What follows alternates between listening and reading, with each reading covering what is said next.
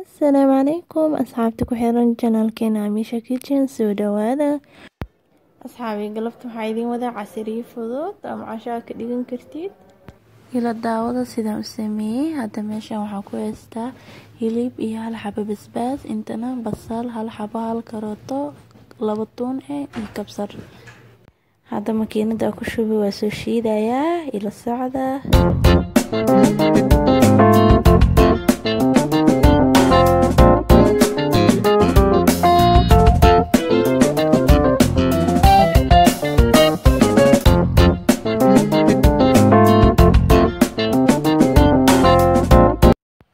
kana waa soo shiiday asxaabe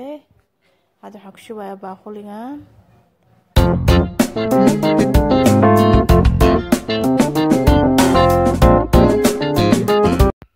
hadda waxaan ku darayaa qaando yar oo si fiican u buuxino xawaaji kaari ah sidoo kale waxaan ku darayaa jab yar oo maraq digaag ah haddana waxaan sameysanaynaa burkii aan dhaxal soo gelin lahayn hilibka waxaan weel ku shubay koob hafkiis biyo cusbo yaraan ku daray oo isku soo walaaqayaa haddana waxaa ku darayaa hal koob oo bura iyo haaf yariis sidoo kale waxaa ku darayaa hal qaando saliid ah kadib waa soo dhexgelinaa isku soo rifaaqa waa soo dhameeyey soo jeedisma ujeediin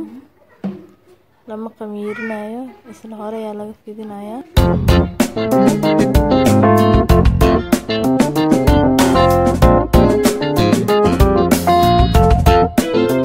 sidaas ayaan usoo fidiyey waxaa la rabaa geedka inuu khafiif noqdo asi dhan si fiican u wada fidi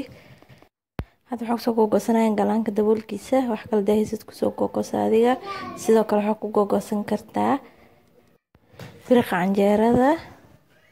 ama bakeeri waxa ahaadee adig waaba si fiican tahay midka loogu talagalo haddaa haysatidna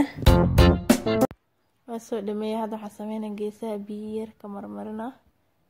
burka xaarawa mid kalena dusha ka saaro dhaxda markaa waxa ugu shubo si iskugu dhagaan si fiican هذا كان جيسي وبيو كسومري دحل على شوية هلبكي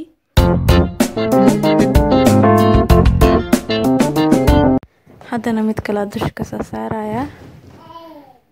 كرتيب كعندي أساس وريح ريحة وحساقة تفركيتو أساس جيسا وصوص مينا نقشة سكر وعيني نقطة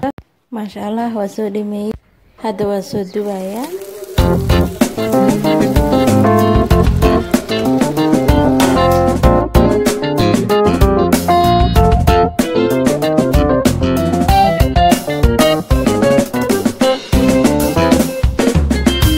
haddii aad ka heshay like comment share